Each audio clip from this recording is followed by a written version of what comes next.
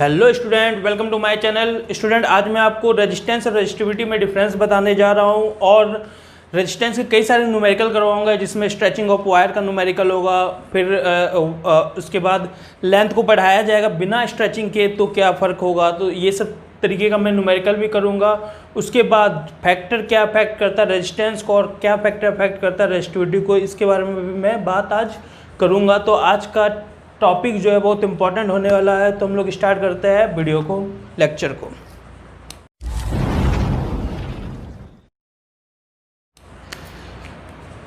Okay, तो देखो resistance और रेजिस्टिविटी में क्या डिफरेंस है। पहली बात तो ये जानो, रेजिस्टेंस होता है क्या, ये तो हम लोग पहले पढ़ लिए थे। रेजिस्टेंस देखो क्या होता है ना, जैसे ऑब्स्टेकल होता है in the path of current. Current के रास्ते में जो ऑब्स्टेकल आता है उसको हम लोग क्या बोलते हैं, रेजिस्टेंस। करंट के रास्ते में जो ऑब्स्टेकल आता है उसको हम लोग क्या बोलते हैं, रेजिस्टेंस। ये तुम लोग पहले भी जानते हो, ठीक है। सिंबल क्या होता है रेजिस्टेंस का, ये this is the symbol for resistance, ठीक है। और वेरिएबल रेजिस्टेंस का सिंबल क्या होता है, वेरिएबल रेजिस्टेंस का सिंबल ये होता है जिसमें रियोस्टेट, हम लोग रियोस्टेट सब बोल सकते हो, जो वेरिएबल रेजिस्टेंस होते हैं, ठीक है। तो देखो रेजिस्टेंस जो है ना, पहली बात तो ये डिफरेंस समझो, रेजिस्टेंस और रेजिस्टिविटी में अंतर क्या होता है। तो देखो रेजिस्टेंस जो है डायरेक्टली प्रोपोर्शनल होता है किसी भी कंडक्टर के लेंथ के। रेजिस्टेंस जो है इन्वर्सली प्रोपोर्शनल होता है उसके एरिया के, ठीक है। अगर प्रोपोर्शनलिटी को, फिर इसको हम लोग डायरेक्ट ऐसे लिख सकते हैं, L/A। प्रोपोर्शनलिटी हटाओ तो एक कांस्टेंट आता है जिसको हम लोग क्या बोलते हैं, स्पेसिफिक रेजिस्टेंस, और इसी का नाम क्या है, रेजिस्टिविटी। इसी को हम लोग क्या बोलते हैं, स्पेसिफिक रेजिस्टेंस, या फिर हम लोग क्या इसको बोल सकते हैं बच्चों, रेजिस्टिविटी बोल सकते हैं, ठीक है। तो दो नाम है इसका, रेजिस्टेंस और रेजिस्टिविटी हम लोग बोल सकते हैं। तो देखो अब इन दोनों में डिफरेंस क्या, R = रो L/A। ये तुम लोग 10th में भी पढ़े हो, इसलिए इसमें ज़्यादा दिमाग नहीं लगाते हैं, लेकिन दोनों में डिफरेंस क्या है, रेजिस्टिविटी वर्ड आया क्यों। तो देखो दोनों में डिफरेंस एक सिंपल सा है, डेंसिटी और मास में डिफरेंस जानते हो, हाँ जानते हो। डेंसिटी क्या है, एक ड्रॉप वाटर लो तो भी उसकी डेंसिटी 1000 होगी, और एक गैलन वाटर ले लो तो भी डेंसिटी 1000 ही होगी, या फिर एक टैंक वाटर ले लो तो भी डेंसिटी 1000 ही होगी। 1000 तीनों में होती है, ठीक है, क्लियर है। तो डेंसिटी में कोई चेंज नहीं आया। तुम एक ड्रॉप लिए, एक गैलन लिए, फिर या फिर क्या बोलते हैं एक टैंक ले लिए, तो डेंसिटी में कोई भी चेंज नहीं आया, तीनों में 1000 डेंसिटी थी, बात तो सही है। लेकिन अगर मास की बात करते हो तो मास बताओ तीनों में से में क्या अलग अलग, तीनों में अलग अलग है। ड्रॉप का अलग मास होगा, गैलन का अलग मास होगा, और टैंक का अलग मास होगा, ठीक है। तो मास क्या है, तुम्हारी शेप एंड साइज जो भी बीकर ले रहे हो उस पर डिपेंड करता है, क्यों वो क्या उसका शेप, क्या उसका एरिया है, क्या उसका लेंथ, उस पर डिपेंड करेगा मास। लेकिन डेंसिटी उस पर डिपेंड नहीं करता। तो तुम्हारे बुक में जो दिया रहेगा, तुम्हारे बुक में बताओ डेंसिटी दिया रहेगा कि मास ऑफ वाटर दिया रहेगा। अगर कैरेक्टराइज करना है वाटर को तो डेंसिटी दिया रहेगा ना। जैसे तुम्हारे बुक में दिया होगा density of water at standard temperature and pressure क्या है, 1000, ठीक है, SI यूनिट में डेंसिटी दिया ना। कभी देखो मास दिया हो, नहीं दिया रहता है, क्योंकि मास तो बदलता जाएगा ना। डेंसिटी ऑफ आयरन देगा, डेंसिटी ऑफ वाटर देगा, तो डेंसिटी है क्या, उसका करैक्टर है, उसके करैक्टर को बताता है। एक STP पे या NTP पे उसके करैक्टर को वो बता रहा होता है, कौन, डेंसिटी। मास नहीं बता सकता। उसी तरह रेजिस्टेंस और रेजिस्टिविटी में अंतर है। अगर तुम्हें बोला जाएगा आयरन का रेजिस्टेंस इतना होता है, नहीं, ऐसा नहीं है। आयरन का रेजिस्टेंस तो डिपेंड करता है ना, आयरन का लेंथ कितना है, उसका क्रॉस सेक्शनल एरिया कितना है, ठीक है। जैसे ये आयरन है, इस आयरन का रेजिस्टेंस अलग होगा। आप आयरन बदल दो, आयरन ये ले लो, ये मान लो आयरन है, तो इसका रेजिस्टेंस अलग होगा। लेकिन क्या एक ऐसा पैरामीटर से जो दोनों का सेम होगा, तो वो क्या है, रेजिस्टिविटी, जो इसकी भी सेम होगी और इसकी भी सेम होगी। तो बुक में जो लिखा रहेगा रेजिस्टिविटी ऑफ आयरन लिखा रहेगा कि रेजिस्टेंस ऑफ आयरन लिखा रहेगा, रेजिस्टिविटी ऑफ आयरन लिखा रहेगा। क्यों, क्योंकि वो उसका करैक्टर है रेजिस्टिविटी। लेकिन रेजिस्टेंस तो बदलता जाएगा, लेंथ बदलोगे रेजिस्टेंस बदल जाएगा। जैसे यही इसको हम खींचेंगे तो इसका रेजिस्टेंस बदल जाएगा, लेकिन क्या नहीं बदलेगा, रेजिस्टेंस बदल जाएगा, क्या नहीं बदलेगा, रेजिस्टिविटी। तो एक ये पैरामीटर्स जिससे कि कोई भी कंडक्टर रिकॉग्नाइज होता है कि अच्छा ये आयरन है, ये एल्युमिनियम है, ये कॉपर है। बात समझ में आया, क्लियर है। तो ये बात मेरे ख्याल से तुम लोग को समझ में आ गया और रेजिस्टिविटी वर्ड आया क्यों, और रेजिस्टेंस क्या होता है, रेजिस्टिविटी क्या होता है। अब देखो रेजिस्टेंस इक्वल टू जो होता है, R = रो L/A होता है। रेजिस्टेंस L पे भी डिपेंड करता है, एरिया पे भी। अब देखो स्टूडेंट क्या गलती करते हैं ना, मैं एक बात बताता हूँ, जो अक्सर स्टूडेंट गलती करते हैं, बोलते हैं सर उस तरह से रेजिस्टिविटी भी एरिया और लेंथ पे डिपेंड कर रहा है। नहीं, ये एकदम गलत है, ये एकदम गलत है। बोलोगे सर कैसे, तो मैं बताता हूँ। चलो पहले अभी मैं ये लिख लेता हूँ। जैसे देखो डेंसिटी इक्वल टू क्या लिखते हो, मास अपॉन वॉल्यूम लिखते हो ना। डेंसिटी इक्वल टू क्या, डेंसिटी मास पे डिपेंड करता है क्या, वाटर का कितना भी मास लो डेंसिटी तो उतना ही होता है। लेकिन फॉर्मूले में तो दिख रहा है। देखो जितना तुम मास बढ़ाओ ना, जैसे मास तुम डबल करते हो तो उस हिसाब से वॉल्यूम भी डबल हो जाता है। ये भी डबल 2 से 2 कट गया तो रद्द हो ही गया ना भाई। जैसे मान लो पहले 1000 था और नीचे वॉल्यूम 1 था, तो ये क्या आ रहा है 1000।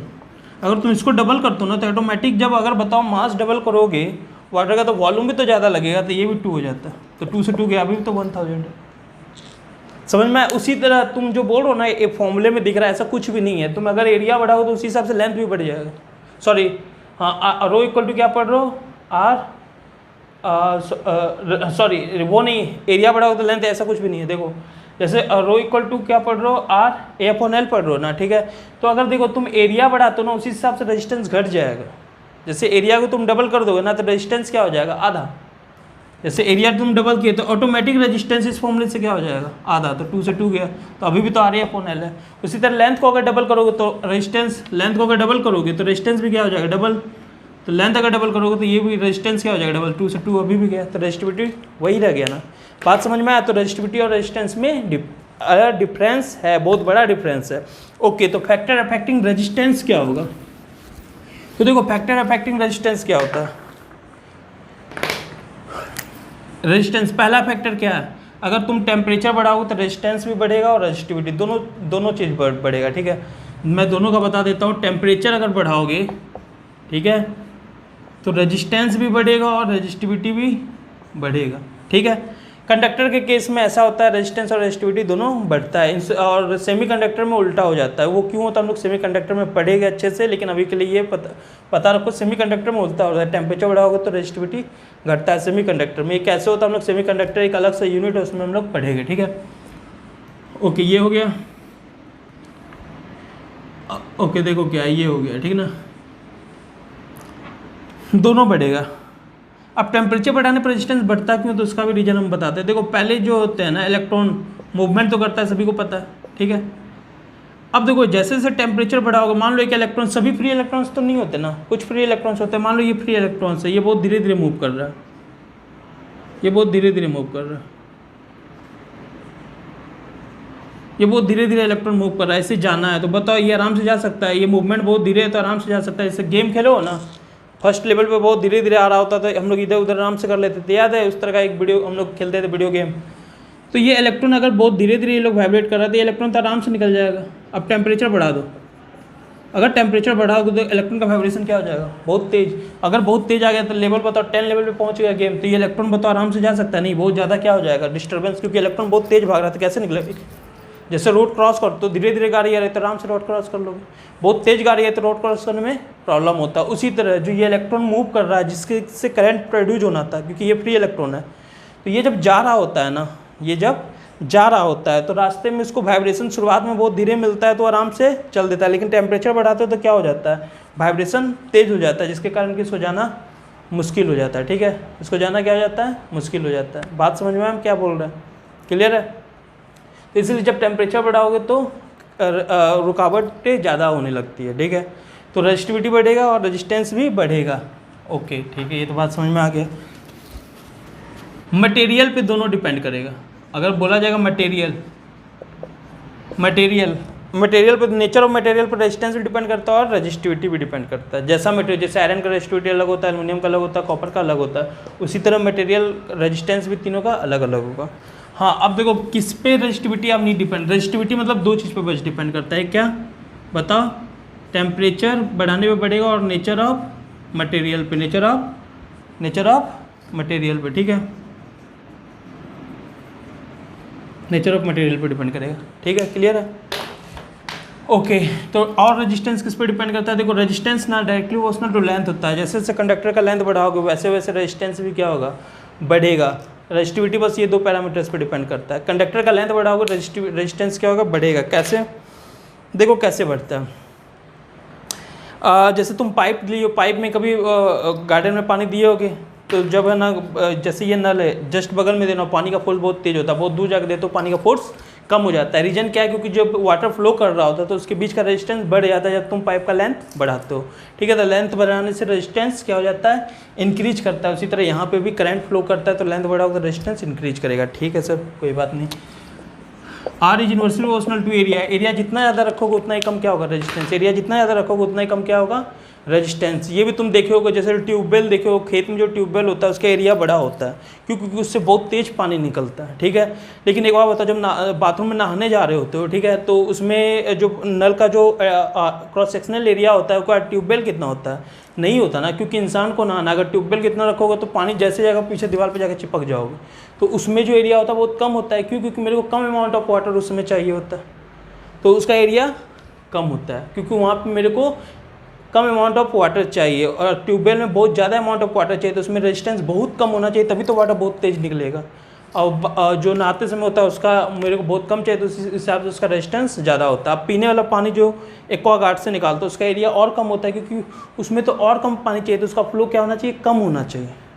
अगर ज़्यादा हुआ ट्यूबवेल कितना, जैसे ही खोलो तुरंत भर गया, समझ में आया। तो इसलिए उसका एरिया बहुत कम रखता है, जिससे उसमें रेजिस्टेंस ज़्यादा हो तो हमें क्या हो जाएगा, आराम से क्या होगा, वो वाटर धीरे धीरे भरेगा, ठीक है। बात समझ में आया। तो resistance is universal proportional to area, ये पैरामीटर्स, ये पैरामीटर्स। देखो इतना पैरामीटर्स सभी बुक में भी मिलता है, लेकिन एक जो पैरामीटर्स जो बहुत कम बुक में लिखा रहता है वो पैरामीटर्स में मैं तुम्हें समझाता हूँ। देखो resistance also depend on direction of flow of current. Direction of flow of current, sir ये क्या, इसका मतलब क्या हुआ? जैसे देखो ये है, ये एक डब्बा दिख रहा है, ये एक डब्बा का कोई ना कोई रेजिस्टेंस होगा, ठीक है। मान लो 10 ओम बोल देते हैं, क्या 10 ओम हमेशा रहेगा? नहीं। देखो अगर यहाँ से वो करंट पास कर रहा है, इस तरफ से करंट पास कर रहा है, तो बताओ इसका क्रॉस सेक्शनल एरिया होता है क्या है, परपेंडिकुलर। जो करंट फ्लो कर रहा है उसके परपेंडिकुलर जो एरिया आता है, तो बताओ जब ऐसे करंट फ्लो कर रहा होगा तो इसका एरिया कौन होगा, ये वाला, और लेंथ क्या होगा, ये वाला। बात समझ में आया? लेंथ क्या होगा, ये वाला, और एरिया क्या होगा, ये वाला। ये बात समझ में आ गया सर। अब बताओ, तो एरिया छोटा है, लेंथ बड़ा है। अगर करंट ऐसे पास किया था, करंट ऐसे पास किया था, बताओ एरिया, ये वाला एरिया बहुत बड़ा, और लेंथ ये वाला हो जाएगा ना, लेंथ ये हो जाएगा। ऐसे गया तो एरिया, ऐसे गया करंट तो एरिया ये वाला, और लेंथ ये वाला, तो लेंथ बहुत छोटा है, एरिया बहुत बड़ा। तो इसमें एरिया बड़ा और लेंथ छोटा है। एरिया बड़ा है तो रेजिस्टेंस कम होगा, लेंथ छोटा है तो भी रेजिस्टेंस कम होगा। मतलब अगर करंट ऐसे गया तो रेजिस्टेंस कुछ और होगा, और करंट ऐसे गया तो लेंथ बढ़ गया और एरिया छोटा। लेंथ बढ़ गया तो रेजिस्टेंस ज़्यादा, एरिया छोटा तो रेजिस्टेंस ज़्यादा। मतलब ऐसे गया तो रेजिस्टेंस बहुत ज़्यादा होगा और ऐसे गया तो रेजिस्टेंस बहुत कम होगा। तो समझ में, एक ही कंडक्टर का सेम शेप एंड साइज है, तो बताओ अलग अलग रेजिस्टेंस है। ये बहुत कम बुक में मिलता है। तो resistance also depend on direction of flow of current, ये भी लिख लो तुम लोग पॉइंट, बहुत इंपॉर्टेंट पॉइंट है, ठीक है। तो ये सब हो गया, ये सब हो गया, चलो ठीक है। तो अब एक काम करो, तुम लोग एक न्यूमेरिकल करो।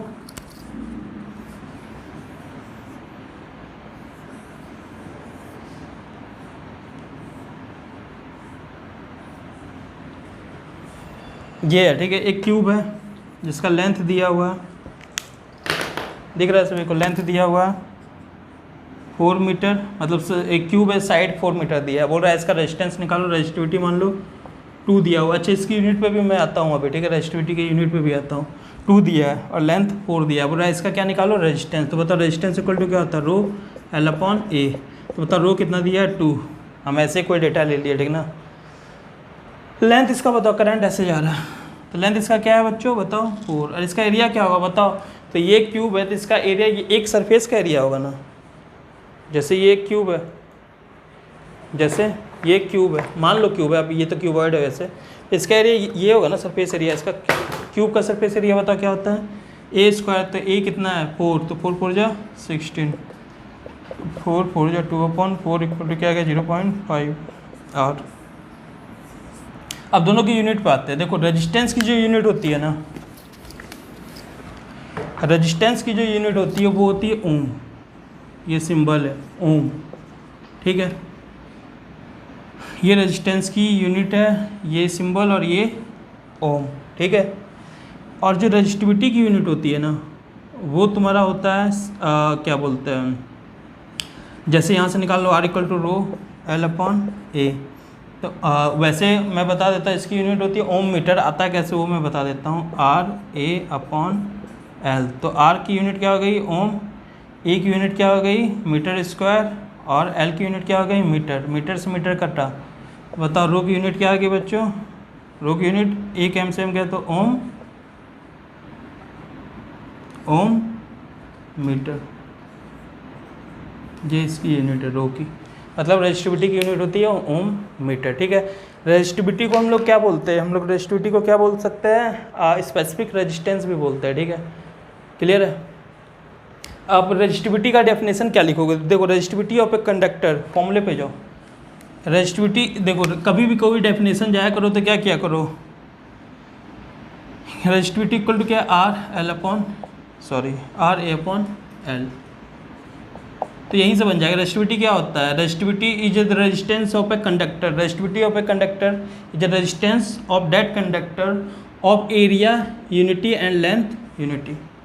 ये एरिया और लेंथ दोनों यूनिटियों का रेजिस्टिविटी किसके इक्वल हो जाएगा, रेजिस्टेंस की। तो resistivity of a conductor is equal to the resistance of that conductor of area cross section unity and length unity. बस रेजिस्टिविटी की क्या बन जाएगी डेफिनेशन। ठीक है, क्लियर है, यहाँ तक तो सभी को क्लियर होगा। ठीक है,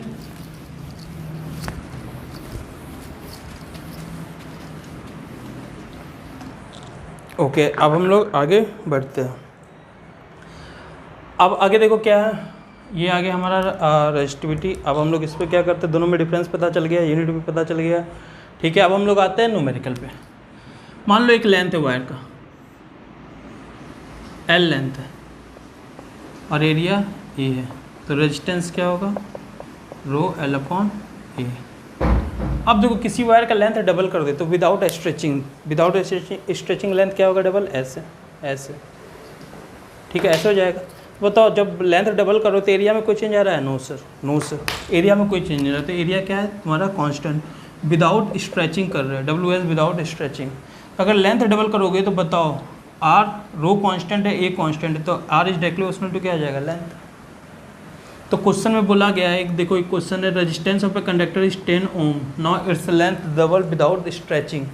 तो हम क्या लिखेंगे, R1, देखो लेंथ में बस चेंज आ रहा है, बाकी दोनों कांस्टेंट है, तो कोई दिमाग लगाने की कोई ज़रूरत नहीं है। तो R is directly proportional to length, तो हम लोग क्या लिखेंगे, R1 upon R2 equal to, देखो डायरेक्टली है ना, तो 1 की जगह L1 लिखोगे, 2 की जगह L2 लिखोगे। अगर इन्वर्सली रहता तो 1 की जगह L2 लिखते और इसकी जगह L1, लेकिन डायरेक्टली है, बाकी दोनों कांस्टेंट है तो कोई फर्क पड़ता नहीं।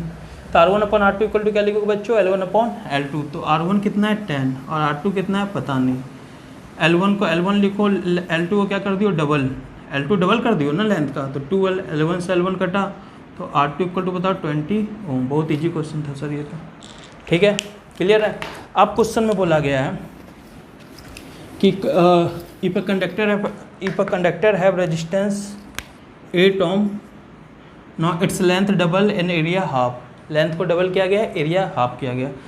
L2 इक्वल टू क्या लिखोगे, 2L1 और A2 एरिया को क्या किया गया है, पहले वाले एरिया का आधा किया गया है, पहले वाले एरिया का आधा। तो बताओ हम क्या लिखेंगे, R1 upon R2 equal to, मेरे को पता है L1 अपॉन L2 लिखते हैं क्योंकि डायरेक्टली है, लेकिन एरिया बताओ क्या है इसके, L अपॉन एरिया क्या है, इन्वर्सली। तो 1 की जगह 2 लिखोगे, 2 की जगह 1 लिखोगे, किस केस में, एरिया के केस में। तो यहाँ क्या लिखोगे, A2 अपॉन A1। तो बताओ R1 अपॉन R1 हमारा कितना दिया हुआ था बच्चों, 8, R2 L1 कितना है, L1 ही है, और L2 क्या किया गया, 2L1। और एरिया में बताओ A2 कितना बच्चों, A1 अपॉन 2A1। A1 से A1 गया, L1 से L1 गया। A2 देखो क्या दिया हुआ है, A1 अपॉन 2 ना, तो A2 की जगह A1 अपॉन 2 पुट किए। यहाँ पे A2 अपॉन A1 क्योंकि इन्वर्सली है ना, तो 1 की जगह 2 आएगा, 2 की जगह 1 आएगा। ठीक है, ये पता है। 8 अपॉन R2 इक्वल टू क्या हो गया बच्चों, 1 अपॉन 4। तो R2 इक्वल टू क्या आ गया, 8 4 जा 32 ओम। ये बहुत ईजी था, ये भी बहुत ईजी था। ठीक है, सब ईजी है। चलो ठीक है, अब हम लोग करते हैं कॉन्सेप्ट स्ट्रेचिंग ऑफ वायर। ठीक है, अगर वायर को स्ट्रेच करेंगे तो फिर क्या होगा, देखो अगर तुम वायर को स्ट्रेच करते हो ना, वायर को क्या करते हो, खींचते हो, तो एक जैसे ये है, इसको अगर खींचोगे, किसमें बताया, चलो अब ऐसा कोई चीज़ नहीं है, ओह ऐसा कोई चीज़ नहीं। मान लो जैसे इसको खींचोगे तो बताओ इसका एरिया कम हो जाएगा ना, जैसे रबर बैंड लेते हो जो चोटी में लगता है, रबर बैंड को खींचते हो तो बताओ इसका क्या हो जाता है, एरिया कम हो जाता है। रबर बैंड देखो ना, पहले मोटा होता है, पहले एरिया रबर बैंड मोटा होता है, उसको खींच दो तो बताओ उसका एरिया ऑफ क्रॉस सेक्शन क्या हो जाता है, कम। ये बात तुम लोग जानते हो, ठीक है। तो जैसे देखो ये एक रॉड था, अब इसको हम खींच दिए, तो खींच दिए तो बताओ क्या होगा, रियल में क्या होता है खींचने के बाद, इसका लेंथ तो बढ़ जाता है लेकिन एरिया कम हो जाता है। तो अब स्ट्रेच करके बोला गया, लेंथ को डबल किया गया है, तो बताओ R इक्वल टू क्या होता है बच्चों, रो L अपॉन ए। बोला गया स्ट्रेच करके लेंथ को बढ़ाया गया है, तो कंफर्म एरिया में भी तो फर्क पड़ेगा। तो तुम आप बोलेगा area length is double by stretching, तो तुम आप लगा सकते हो क्या R1 upon R2 equal to L1 upon L2, नहीं, एकदम गलत हो जाएगा। वो कब होता है, जब विदाउट स्ट्रेचिंग हो। बाई कनेक्टिंग अगर लगाया जाए तो होता है, ठीक है। तो यहाँ पे क्या करना है, तो यहाँ पे देखो क्या करना है तुम्हें, R इक्वल टू बच्चों क्या होता है, रो L अपॉन ए। अब मेरे को पता है एरिया में चेंज होगा लेंथ जब बढ़ाओगे, तो बच्चों बताओ क्या होगा, एरिया में चेंज होगा जब तुम लेंथ को बढ़ाओगे। Yes sir. एक चीज़ चेंज नहीं होगा, पता है क्या, एक चीज़ चेंज नहीं होगा, वो बताओ क्या है, वो है वॉल्यूम। वो क्या है, वॉल्यूम कभी चेंज नहीं होगा। तो हम एक बात लिख सकते हैं, देखो बिफोर स्ट्रेचिंग वॉल्यूम, अगर before stretching volume equal to after stretching, लिख सकते हो। बी एस मतलब बिफोर स्ट्रेचिंग, ए एस मतलब आफ्टर स्ट्रेचिंग। बी तो मान लो पहले लेंथ एल था और वॉल्यूम का फॉर्मूला क्या होता है, एरिया इंटू लेंथ, ये तो पता है ना सभी को, ए एल। अब यहाँ क्या लिखोगे, ए डैश एल डैश, ठीक है। या हम पहले लिख देते हैं L1 A1 और बाद में A2 L2, ठीक है सर। तो एक बात बताओ, ये जो फॉर्मूला हम लोग लिखते हैं अगर एरिया में चेंज आता है तो हम लोग लिखते हैं ना R1 upon R2 equal to L1 upon L2 और A2 अपॉन A1, यही लिखे थे ना, याद है, जब एरिया में चेंज आता है। लेकिन स्ट्रेचिंग करते समय एरिया में कितना चेंज आया ये तो मेरे को पता ही नहीं चल रहा है। अगर डेटा दिया है तो डायरेक्ट फॉर्मूला लगा दो, लेकिन जब बताए नहीं एरिया में क्या चेंज आ रहा है तो कैसे निकालोगे। तो देखो मेरे को पता है बिफोर स्ट्रेचिंग का वॉल्यूम जो होगा, volume before stretching equal to volume after stretching. तो वॉल्यूम बिफोर स्ट्रेचिंग क्या होगा, L1 A1, volume after stretching क्या होगा, A2 L2। पता चला ना, वॉल्यूम में तो कोई चेंज नहीं आएगा ना, क्योंकि जितना एरिया कम हो रहा है तो इस हिसाब से लेंथ बढ़ रहा है, ठीक है। वॉल्यूम में कोई भी चेंज नहीं आएगा। देखो वॉल्यूम में चेंज नहीं आ सकता ना। अब बोलोगे सर कैसे, अब देखो यार, डेंसिटी इक्वल टू क्या होता है, मास अपॉन वॉल्यूम। तो मास इक्वल टू क्या होगा, डेंसिटी इंटू वॉल्यूम। अगर डेंसिटी स्ट्रेचिंग करोगे तो डेंसिटी में तो कोई चेंज नहीं आएगा, ये तो पता चला। डेंसिटी हमेशा टेम्परेचर पर डिपेंड करता है और मटेरियल पे। मान लो सोना है, मटेरियल तो सेम है और टेम्परेचर भी मान लो सेम है। अगर तुम इसको स्ट्रेच किए तो अगर वॉल्यूम में चेंज आता तो मास में भी तो चेंज आ जाता। मान लो स्ट्रेच करने पे वॉल्यूम बढ़ता तो मास भी बढ़ जाता। तो हर बंदा क्या करता, सोना खरीदता, उसको स्ट्रेच करता जाता और फिर जाके बेच देता, मास बढ़ जाता। ऐसा नहीं होता है। वॉल्यूम में कितना भी चेंज कर दो, there is no, sorry, stretch कितना भी कर दो, there is no any change in volume. अगर होता तो कहानी बदल जाता, फिर तो सब अमीर बन जाते हैं, ठीक है। तो ये बात समझ में आ गया होगा तुम लोग को। तो अब बताओ मेरे को, लेंथ का तो बताया गया, स्ट्रेच करके लेंथ को क्या किया गया, डबल। लेकिन मेरे को किसका नहीं बताया गया बच्चों, मेरे को एरिया का नहीं बताया गया, एरिया का। लेकिन मेरे को यहाँ से पता है A2 upon A1 equal to बच्चों क्या होता है बताओ, L2 अपॉन, मेरे को क्या चाहिए, A2 upon A1, L2 upon L1 होता है, ठीक है। A2 upon A1 equal to L1 upon L2 होता है। तो ये A2 अपॉन A1 की वैल्यू यहाँ पे क्या कर दो बच्चों, पुट कर दो। दिख रहा है सभी को, ये A2 अपॉन A1 की वैल्यू यहाँ पे पुट कर दो। तो बताओ R1 upon R2 equal to क्या आ गया, L1 अपॉन L2। और A2 अपॉन A1 की वैल्यू क्या है ये बच्चों बताओ, L1 अपॉन L2। नहीं समझे, ये वाला यहाँ पुट कर दिए। बताओ R1 अपॉन R2 क्या हो गया, L1 upon L2, L1 square, L2 square. तो ये बात समझ में आया। तो मेरे को फॉर्मूला एक मिल गया, देखो मेरे को एक क्या मिल गया, फॉर्मूला मिल गया। अगर स्ट्रेचिंग का क्वेश्चन आता है तो हम क्या करेंगे, R1 upon R2 equal to direct L1 upon L2 का होल स्क्वायर कर सकते हैं, ठीक है। तो बताओ R2 इक्वल टू क्या आ गया, L2 अपॉन L1 का होल स्क्वायर R1। तो हम R2 को R न्यू लिख सकते हैं, इक्वल टू क्या आ गया, R old L2 upon L1 का होल स्क्वायर। अब मान लो L2 अपॉन L1 को हम एन लिख देते हैं। एन क्या है यहाँ पे, length after stretching, ratio of length after stretching to the length before stretching, ठीक है। तो अगर हम इसको एन लिख देते हैं तो आर न्यू इक्वल टू क्या आ जाएगा, एन स्क्वायर आर होल्ड, ठीक है। तो एन क्या है, आर होल्ड आ गया, ठीक है। एन क्या है, ratio of new length upon old length, ratio of length after stretching to the length before stretching. अगर मान लो कोई बोलता है लेंथ डबल किए, लेंथ डबल किए तो L2 अपॉन L1 बच्चों क्या हो जाएगा, 2 हो जाएगा ना। लेंथ डबल किए मतलब ये 2L1 हो गया, 2L1 अपॉन L1, तो 2 एन की वैल्यू क्या आ गई 2, यहाँ पे डायरेक्ट भी वैल्यू पुट कर दो, 2 2 जा 4, ठीक है। तो देखो फॉर्मूला ये बन गया, लेकिन अगर तुम फॉर्मूला नहीं यूज करना चाहते हो तो तुम पूरा प्रोसेस कर सकते हो।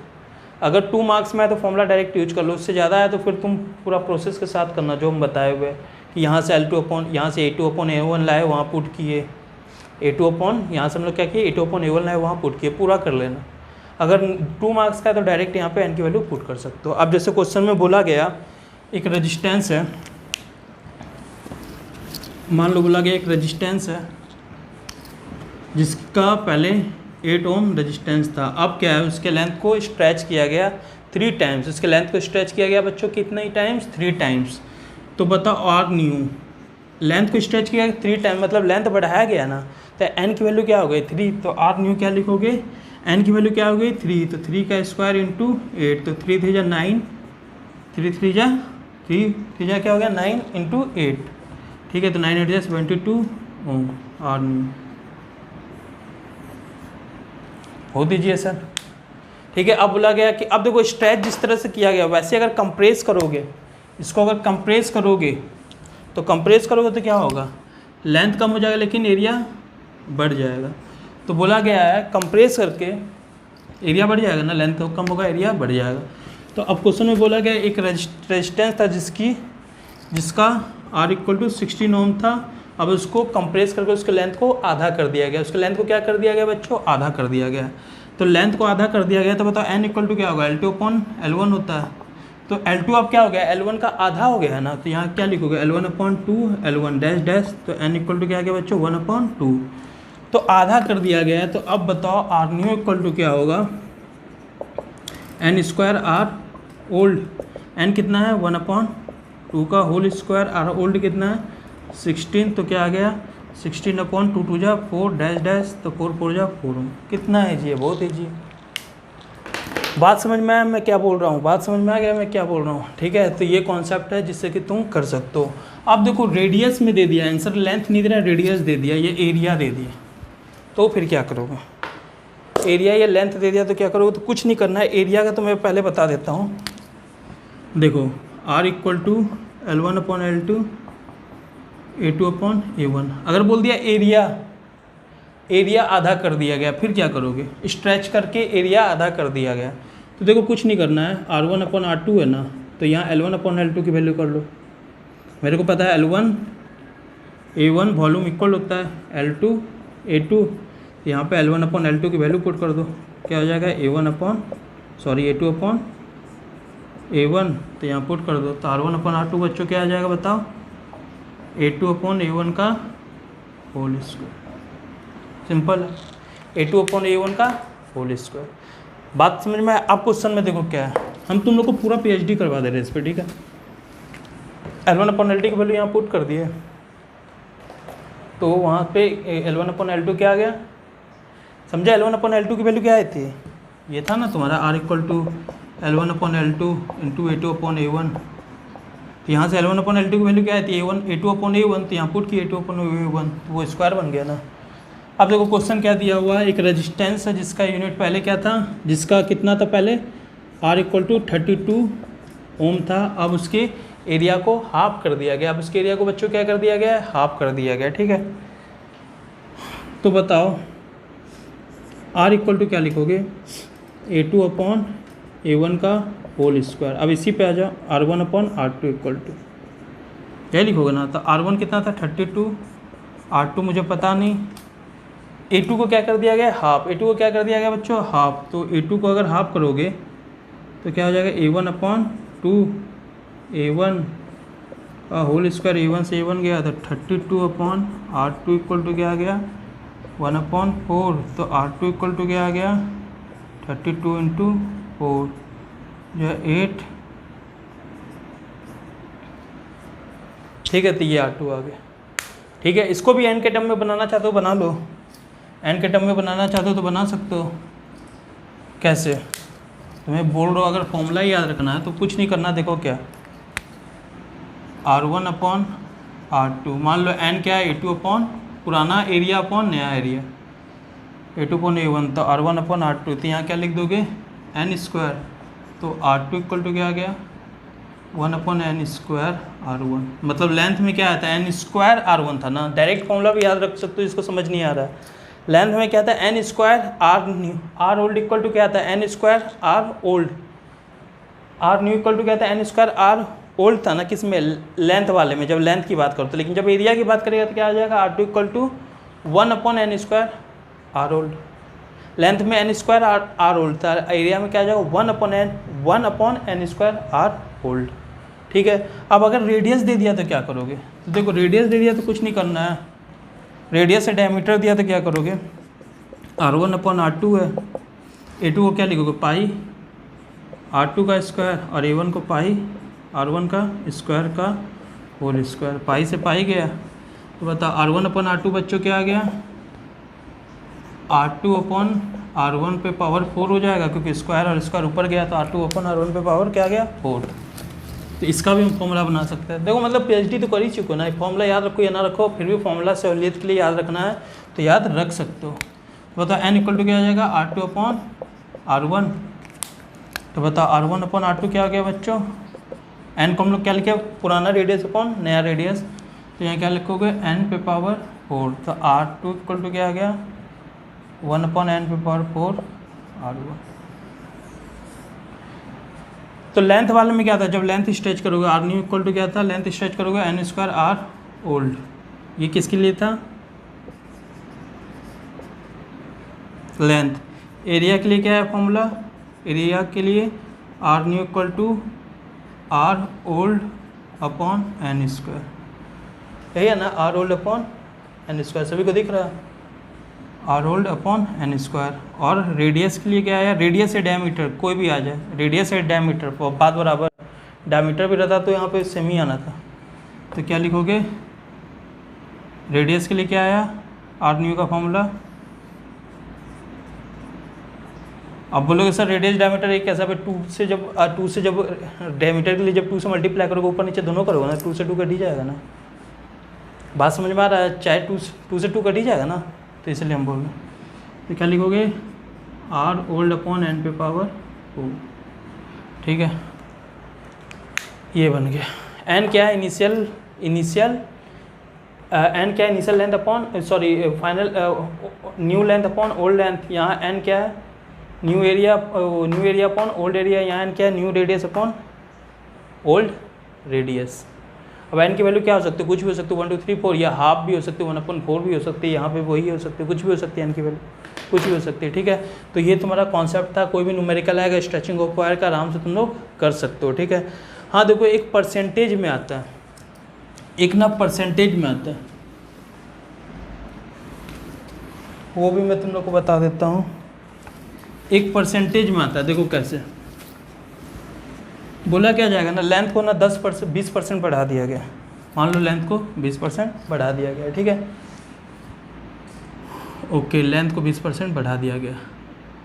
देखो सबसे पहले n निकालना है, n क्या होगा 20% बढ़ाया गया है ना, तो मेरे को पता है L2 इक्वल टू क्या, 20% का मतलब 1.2 L1 होगा, 30% का 1.3, 40% का 1.4, और 20% घटा दिया गया है तो 1 में घटा दो तो कितना हो जाएगा 0.8, 30% 0.7 लिख दो। अभी आया कैसे, ये तो बहुत इजी है। देखो L1 प्लस 10% का मतलब क्या हो जाएगा 10/100 L1, तो क्या बन गया L1 plus dash dash 0.1 L1, तो क्या आ गया 1.1 L1 आ गया ना, उसी तरह है। ठीक है, तो समझ में आया कैसे करना है। 20% घटा दिया गया तो क्या कर दो 1 में 0.2 से घटा दो, तो 1 माइनस 0.2 हो गया ना, तो क्या हो गया 0.8। बढ़ा दिया गया तो उस तरह से प्लस कर दो, तो L2 इक्वल टू L1 ये आ गया तुम्हारा। तो बताओ L2 अपॉन L1 क्या आ गया 1.2। देखो क्वेश्चन में बोला गया एक रेजिस्टेंस था जिसका कि लेंथ 20% बढ़ा दिया गया, तो what is the percentage change in resistance, what is the percentage change in resistance. ठीक है, बहुत अच्छा क्वेश्चन है, अच्छे लेवल पे भी आया हुआ क्वेश्चन है ये। ठीक है, तो पहला काम तो मेरा ये था, बहुत ईजी था सर, ये तो बहुत ज़्यादा ईजी था। L2 इक्वल टू 1.2 L1 कर दिए, बस खत्म। तो आर न्यू इक्वल टू बता क्या आ गया बच्चों, equal to R new equal to बच्चों क्या आ गया बताओ, n स्क्वायर आर ओल्ड। तो n की वैल्यू क्या है बच्चों बताओ, यही तो होता है n की वैल्यू ना। तो n इक्वल टू क्या है 1.2 का होल स्क्वायर आर ओल्ड। तो ये क्या बन गया 1.44 आर ओल्ड। समझ में आया, यही बन गया ना आर न्यू, इसका स्क्वायर कर देना आर न्यू। अब तुमसे क्या पूछा गया है, percentage change of resistance. Percentage change का हमेशा फॉर्मूला याद रखना। देखो क्या होता है, कोई भी परसेंटेज चेंज का old minus new upon old, old minus new upon old, old minus new upon old. तो परसेंटेज चेंज इन रेजिस्टेंस, तो क्या लिखेंगे, resistance new minus resistance old upon old. यही देखो resistance, percentage change of resistance पूछे तो ये लिख दो, परसेंटेज चेंज इन एनर्जी पूछे तो भी यही लिखोगे, energy old, energy new minus energy old upon energy old. कुछ में भी यही, सब में सब जनरल फॉर्मूला इनटू 100। ठीक है, तो करके देख लो क्या आ गया। तो आर न्यू क्या आया था हमारा, अभी 1.44 आया था, देखे थे ना। आर न्यू हमारा क्या आया था 1.44 आर ओल्ड। यहाँ पुट करो परसेंटेज चेंज, आर न्यू क्या है 1.44 R old minus R old और अपॉन, जवाब दे दिया मार्कर ओल्ड, इनटू क्या करोगे बच्चों 100। तो बताओ क्या बन गया, आर ओल्ड कॉमन ले लो, ये तो करना आता है ना, आर ओल्ड कॉमन लेके काट दो, इतना करना आता है तुम लोग को, हम समझते हैं। नहीं तो करके एक स्टेप हम हटाए, वो देख करके देख लेना, इंटू 100। ये क्या बन गया 0.44 इंटू 100, तो इक्वल टू क्या आएगा 44%। सही किया ना हम सब कुछ। 1.2 था, 12 का क्या बन जाएगा, 12 का 144 ही होता है ना, 2 to 4 2 2 1 4 4, हाँ ठीक है। 1.44 माइनस किया आर ओल्ड, तो ठीक है, आर ओल्ड से आर ओल्ड गया 1.44 माइनस 1, तो क्या बन गया 0.44 इंटू 100, तो क्या बन गया 44%, यही आएगा। ठीक है, तो 44% आ गया तुम्हारा परसेंटेज चेंज। ठीक है, तो इस तरह का भी क्वेश्चन होता है। ये क्वेश्चन अगर नहीं समझ में आया तो फिर से तुम पूरा वीडियो, मतलब पूरा वीडियो नहीं, ये क्वेश्चन का वीडियो तुम दोबारा देख सकते हो। ठीक है, तो आज का लेक्चर यहीं पे ख़त्म होता है। वीडियो अच्छा लगा हो तो सब अंडरस्टूड, वीडियो अच्छा लगा हो तो अच्छे अच्छे कमेंट्स कर सकते हो, लाइक करो, सब्सक्राइब करो, बेल आइकन्स को जरूर दबाओ, जिससे तुम्हें न्यू जो भी वीडियो अपलोड होगा तो न्यू नोटिफिकेशन आपको मिल जाएगा। मैं लगातार वीडियो अपलोड कर रहा हूँ इसलिए। ठीक है, वीडियो पूरा अच्छे से समझ में आ गया तो अंडरस्टूड लिख सकते हो, और अपने दोस्तों को जितना शेयर कर सकते हो शेयर करो, जिससे मेरे चैनल को ग्रोथ करने में भी हेल्प मिलेगा।